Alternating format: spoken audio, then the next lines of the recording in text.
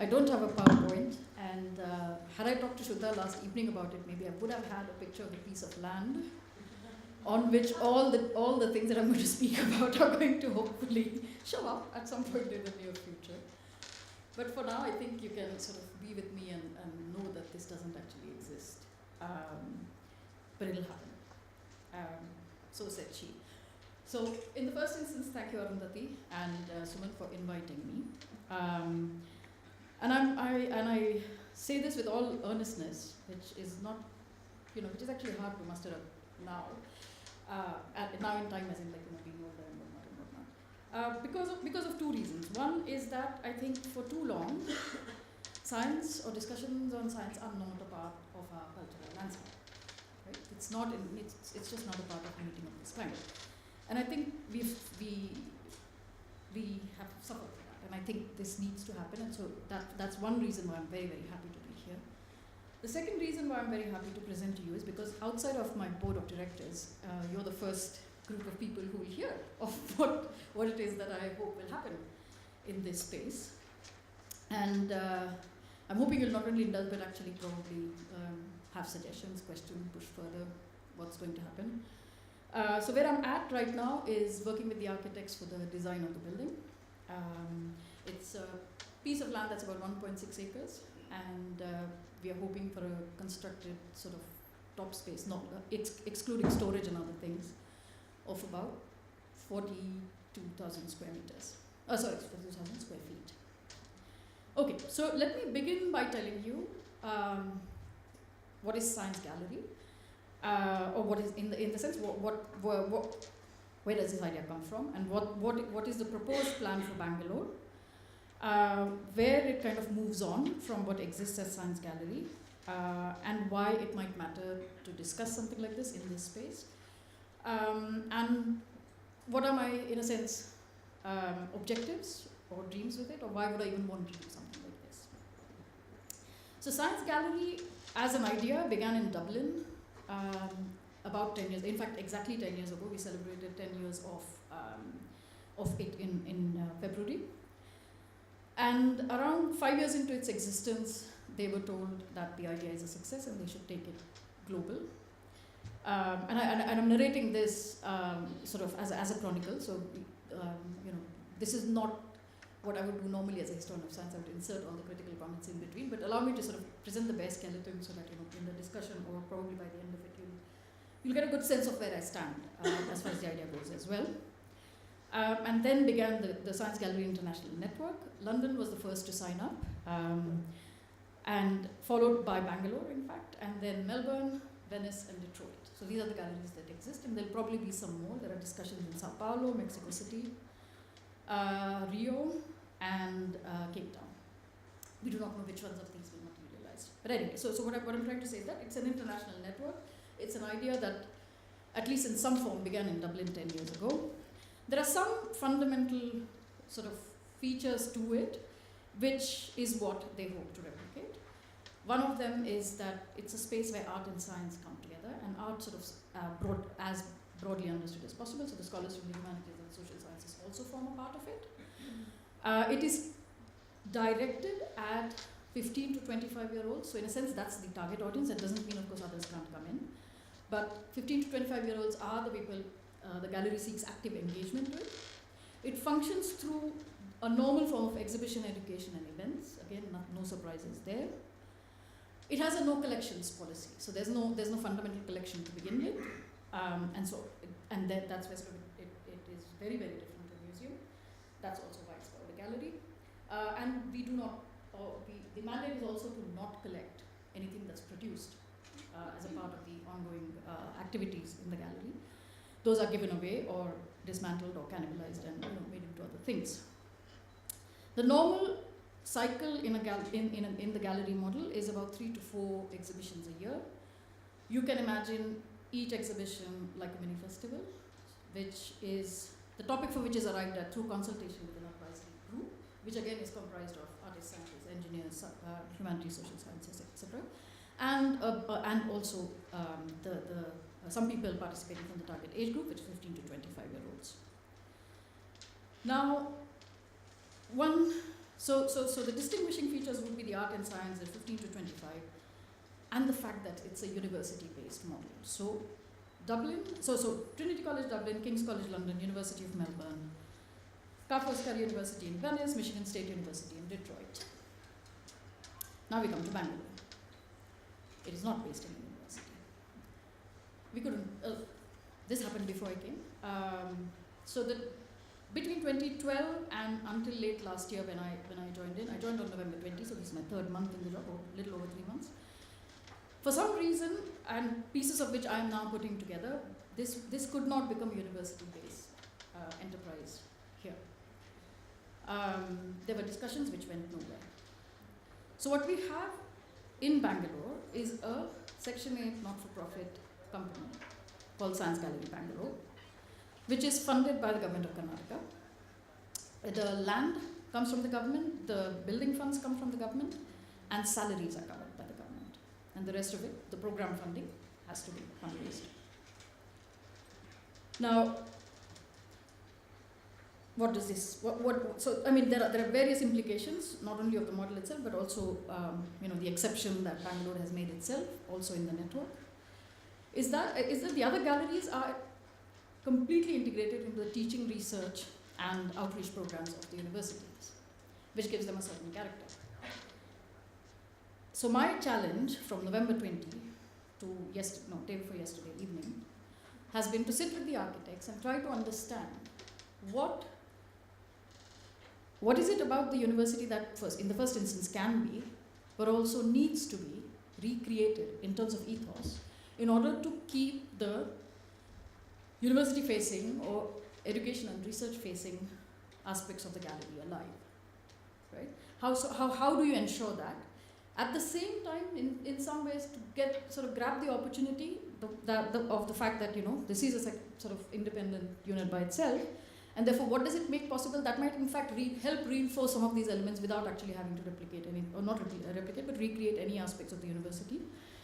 I mean, those of us who have worked in universities or studied, I mean, in my case I haven't worked, but I've studied in universities, curriculum development or change is a nightmare, for example. And so this might be an opportunity to do something different there, etc. So in any way, but right now my challenge is more than the software, the hardware. What kind of a building will structure collaboration, or enable and structure collaboration, will enable and structure a sort of, for shorthand, an academic nature of this enterprise, and allow for, and this is, I mean, having an exclusive building which is not based on a university campus, allow for what Science Gallery is supposed to do. And here is where I can explain it more by way of exclusion rather than inclusion, which is allow for engagement, right? So the mandate is, and it has been extended quite considerably in Bangalore, and I'll come to sort of explaining where I've gone beyond the existing model, which is great fun, is that, so this is obvious, what is obvious is that it's not a science museum, I mean, no collections, right? I mean, in our sort of regular understanding of a museum space, this has no collections, and this has, I mean, we keep nothing, so it's not a museum. But it's also not a science communication place, right? So there is going to be no interactive stuff in the sense that you push buttons, understand gravity, understand whatnot, and X, Y, Z, understand string theory, understand what. That's again not the motive, not the mandate for the gallery. So what do we mean by engagement? So. And it has been again, I mean, so going back to Dublin and London, which are sort of the functional places, and Melbourne's actually had a couple of things happen as well. It has been interpreted by the directors in various ways, and we have great degree of autonomy, which are actually which I'm actually very, very happy for. How do you produce engagement? And I think here is where, to my mind, lies my biggest challenge, because in a museum space or in a science communication space or even in an archive space, first of all you have the stability. When I'm fully aware, I mean, we've spoken about the precariousness and the tenuous nature of archives and museums over the last sort of day and a half. So I say this not without the awareness of that claim. Is that there's something solid. There's still something, as a historian, I would say there's still something empirically robust about these spaces. So there's a collection, and we don't have that. Right? So in a sense, how do you so when you have a collection, or when you have interactive toys and elements and sophisticated equipment, you can you effectively put your energies of your team, you put your resources, you produce something, you put it out, and then it's either successful or it's not, in the sense that there's people come and take it, they don't take it, they understand something, they don't, you move on, right? Whereas this model is based on actually the assumption that people are going to want to give their energies to this place. It counts on people coming here to do things, right? And that that to my mind is actually, it is a very, very scary thing. Because you're beginning with a facility. I mean, in the case of the universities, they already have their student bodies which come to these spaces. It's a natural space for them to come to. I mean, first of all, they can count on people paying their electricity bills, which is something I can't count on, which I'm very, very sort of begrudging of. But the other thing is, you have a university space where people actually come and inhabit. It's their natural space. What is it that is going to be, as far as engagement goes, the naturalness of this space? And why would anyone want to come and do anything here at all, right? So these are some of the thoughts in my head. But this is also effectively my struggle, because any resolution of that, of that problem, if you like it, is going to determine the structuring of this complex. And so I'll describe to you. I mean, earlier I was going to sort of speak about my what I think will happen here, but probably I might begin the other way, and which might help me clarify what I want happening there better, which is to describe to you the physical space as it stands now. So here's the fun part. I arrived, and by the time I arrived, the only things that were in place were a civil engineer who was supposed to oversee the tender and the construction process, and architects. So I arrived to a building design on November 22, which is 35,000 square feet of contemporary arts gallery space. And I completely, of course, freaked out, because how do I fill this up 3 times a year? And moreover, I mean, what is science gallery about this space at all? I mean, why is this not just a gallery? And so then began my discussions with the architects, and we began to, and they've been, I have to say, incredibly responsive, and they not only sort of understood what I was trying to say, for whatever it's worth, but they've also engaged and in fact brought their own ideas to the project, and now this is where we stand, and we are sort of nearly there. We have a couple of weeks more of work still remaining. So what we have now in the space is a workshop. So what you can conventionally understand, probably, the equipment will be new and newer and old, and a combination of the old and the new. But what you would probably understand as a central workshop in the 20th century, like early 20th century or mid 20th century, with a lathe, a small furnace. We'll of course have lasers because we are now in the 21st century. A small, did I say furnace already? Yes. A milling machine. So effectively wood, plastic, and metal work, right? So a space where you can do that kind of work. We'll have a wet lab with a fuming cupboard, pressure, sort of semi-clean room. So you can't do sort of exceptionally high-end biocultures and things like that, but you'll be able to do pretty decent work there. We'll also have sort of microscopy, and if my budget can stretch, then probably a small bioreactor. Then we'll have, for those of you who've seen the Wellcome Trust reading room, we'll have a version of that, which is partly indoors and partly outdoors. And my idea behind that is, so it's not a noisy, but it's a busy reading room, right? So it's not a quiet, reflective space, but it's a place where you can actually look at various things that allow you to imagine what can be done in the workshop, what can be done in the collaborative space that we have. So there's a blank sort of large hall for collaboration, or in the workshop, etc. It'll also have things like board games, right? So the outdoor part will probably be more for stuff like board games, and there'll be lots of comic books, of course. And like the Wellcome Trust reading room, so objects of historical importance, because of course, I mean, I'm doing this to me, which is of course strikingly mad. I mean, there are days on which I wake up, which is probably about every second day, what the F am I, doing to myself, or etc. It's absolutely exciting, but nonetheless, we'll come to that in a bit. But it's also objects, right? Objects of historical importance that we could probably just find, not precious ones, because the idea here is to use things up, right?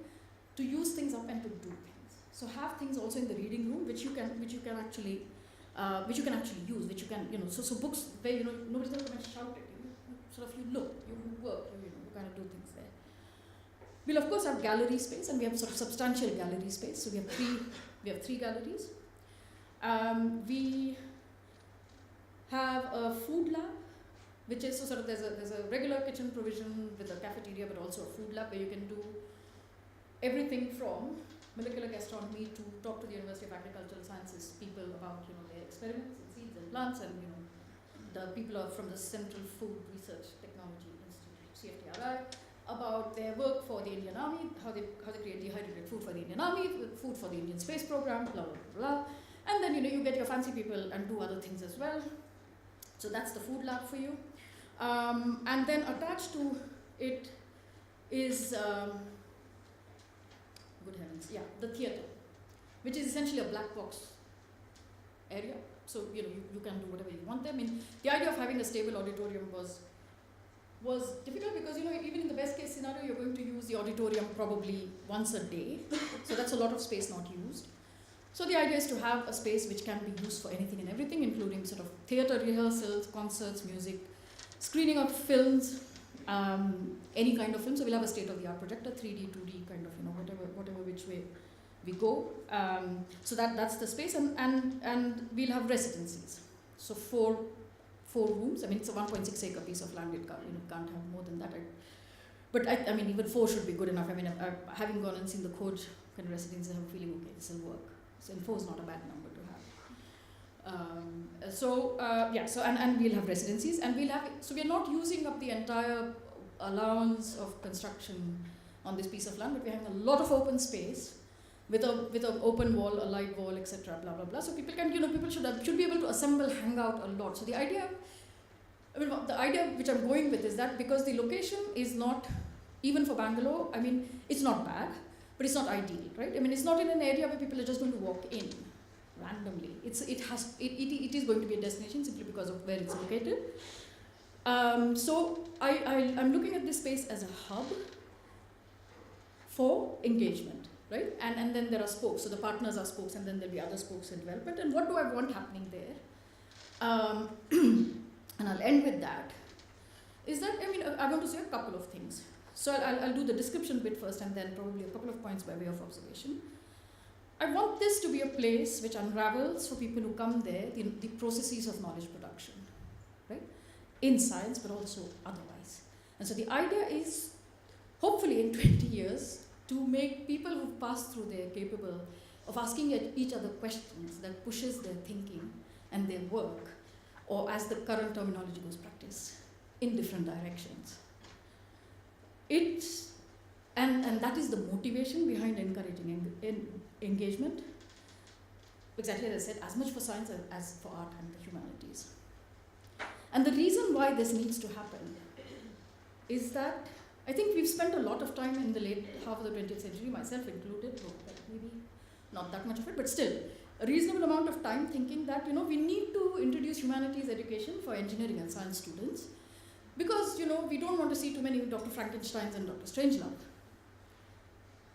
At the same time, we seem to completely lack the capacity to self-reflect and say that in a world confronted with questions like climate change, with questions of technology, the ubiquitousness of surveillance technologies, but also just simple things that you do every which day, that we in the humanities and the social sciences are somehow, just because we have certain critical abilities and critical thinking, or we are convinced we have those, that we somehow are better equipped to handle what's in front of us.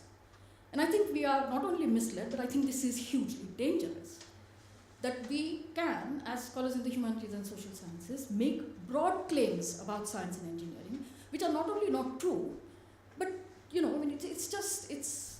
I'm just left flabbergasted at moments. And I think this is pretty much actually the motivation behind my wanting to do something like this. Because irrespective of career, choices in people's careers or professional choices that they make, understanding where we are, historically speaking, or geo-historically speaking, and therefore, what we as critically thinking and able people can do about it, and what ways do we intervene, in what ways do we participate, in what ways do we change and respond to the world around us, is not going to be possible unless we actually open to this kind of an engagement and dialogue. And that's the reason why I decided that, this was going to be probably a better thing to do than to just teach history of science and do exhibitions on history of science, which weren't going anywhere anyway.